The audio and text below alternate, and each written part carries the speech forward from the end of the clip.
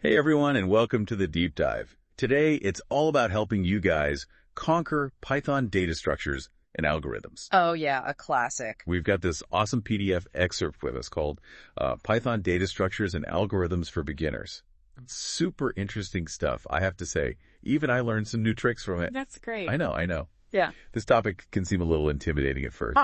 But don't worry, that's exactly why we're doing this deep dive to break it all down into bite-sized pieces. Show you how useful this knowledge really is. By the end, you'll not only grasp the basics, but also see how they apply to real-world coding, actual challenges you'll face. Absolutely. Okay, so let's jump right in. When we say data structures, what are we really talking about? It's more than just a fancy programming term, right? Definitely. It's all about organization. Think about it. Like, imagine you're in a kitchen and all the spices are just thrown in one giant drawer. Oh, total chaos. Exactly. Chaos. Data structures are like having organized spice racks, canisters, labeled shelves, systems that make your data easy to find and use. Makes sense. And then you've got algorithms. Those are like your recipes, the steps you take to actually do something with that data. Okay, so it's all about bringing order to the chaos. Exactly. Which, any Python programmer can definitely appreciate that. For sure. Now, our source material is all about Python for this, and it really sings Python's praises. What makes it so great for learning about data structures and algorithms? Well, one of the biggest things is that Python is known for being super readable and beginner-friendly. Right. The syntax is clean and straightforward, so you can focus on the concepts without getting bogged down by complicated code. It's like learning to cook with a well-organized recipe, instead of deciphering some ancient scroll. I like that analogy. Yeah. So, speaking of well-organized, our source mentions libraries a lot. What are those exactly, and why are they so important in this context? Think of libraries as pre-built toolboxes for common tasks. Python has a ton of libraries specifically for data structures and algorithms. They give you access to really powerful, optimized code so you don't have to reinvent the wheel every single time you code something. So it's like having a master chef share their secret ingredient blends. Exactly. Saves you a ton of time and effort. A ton. That's awesome. But here's the question that I'm always curious about. What kind of real-world stuff can you actually do with this knowledge? Honestly, the possibilities are almost endless. It's used everywhere. I mean, you can think about building dynamic websites, analyzing mountains of data, creating AI that learns and adapts. It's all built on this. Whether you're into web development, data science, machine learning understanding, data structures, and algorithms in Python is like having a superpower.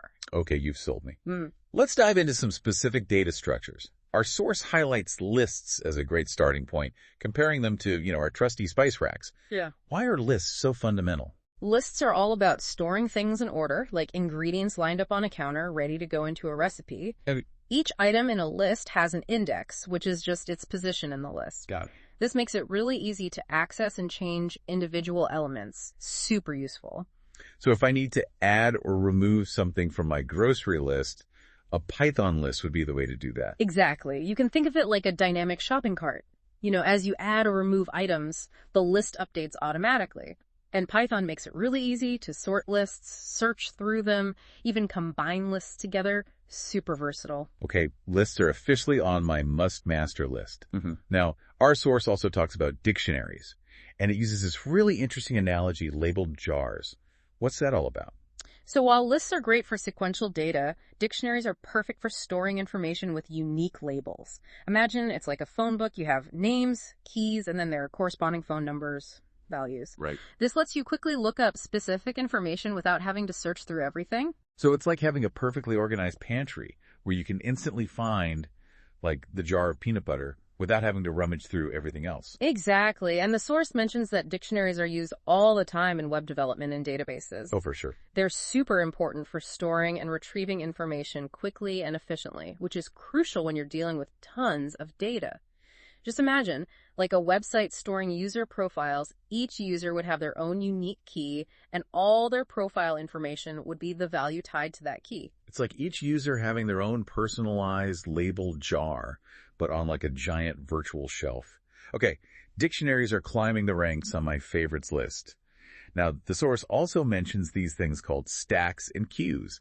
Can you give us a quick, beginner-friendly rundown on those? Of course. Stacks and queues are other ways to organize data. Think of a stack like a pile of plates. You can only add or remove a plate from the top. Okay, so like Pancakes, you eat from the top.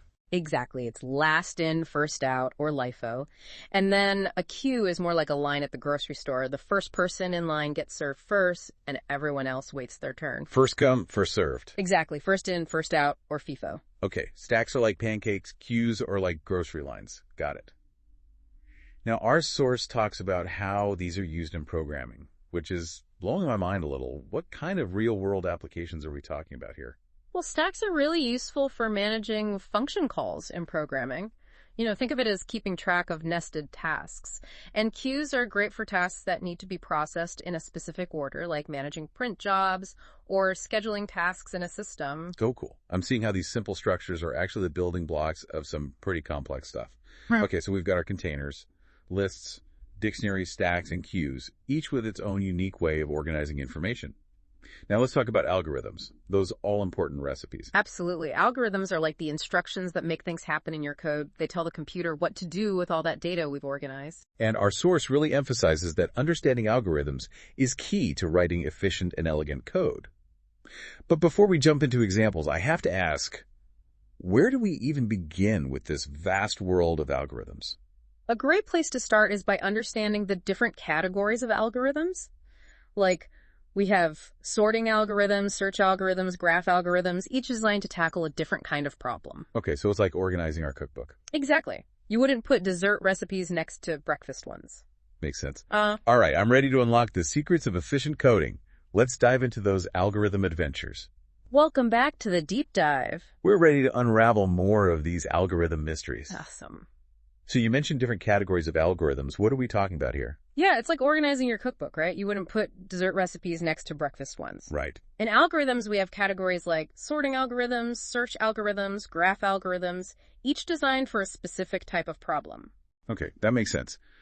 So let's start with sorting algorithms. I feel like sorting things comes up all the time in programming. Oh, absolutely. Think about displaying search results, organizing a playlist, even just like arranging files on your computer. Sorting is everywhere. Our source specifically mentions bubble sort.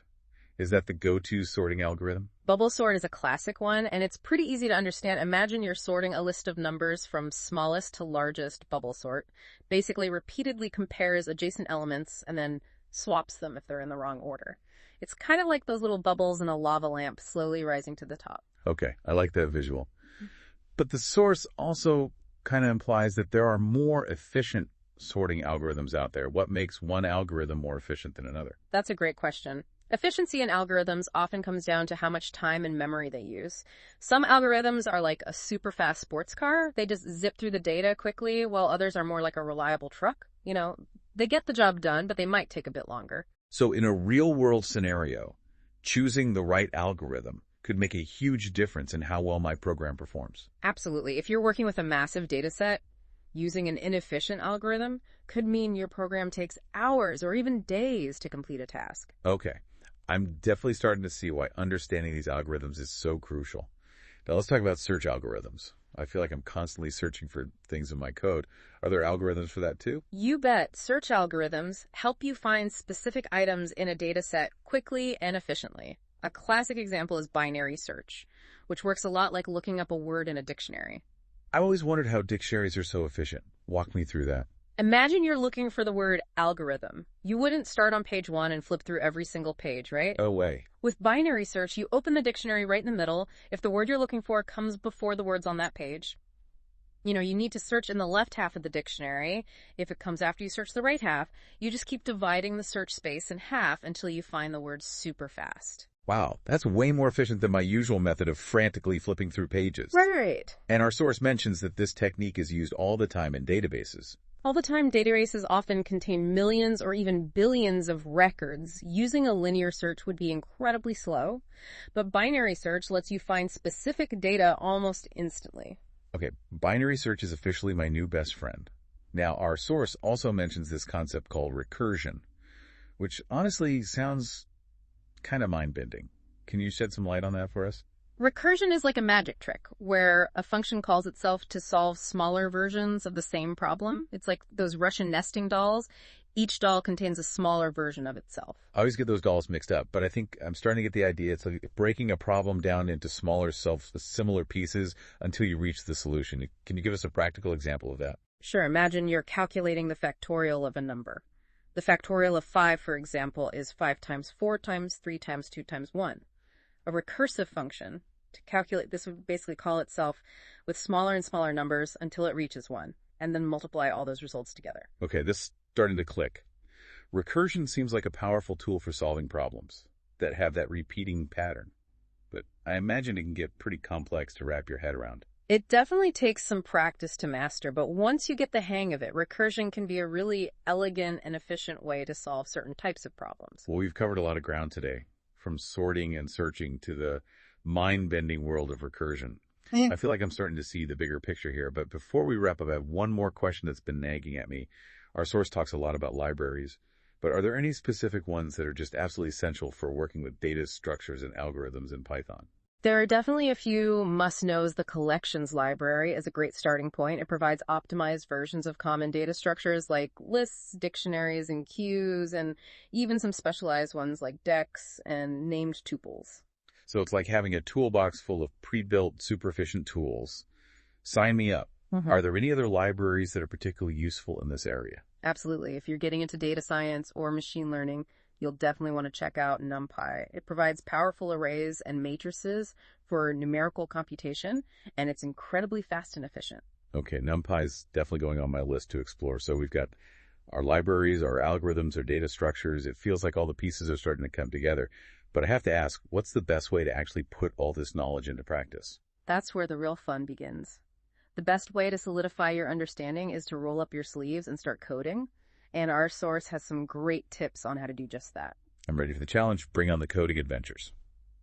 Welcome back to the Deep Dive. We've explored this amazing world of Python data structures and algorithms. Yeah, it's been quite a journey. From like those basic building blocks to those mind-blowing real-world applications.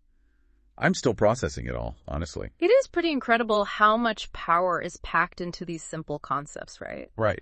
And, now that you have this solid understanding of the core ideas, it's time to actually put them into action. Exactly.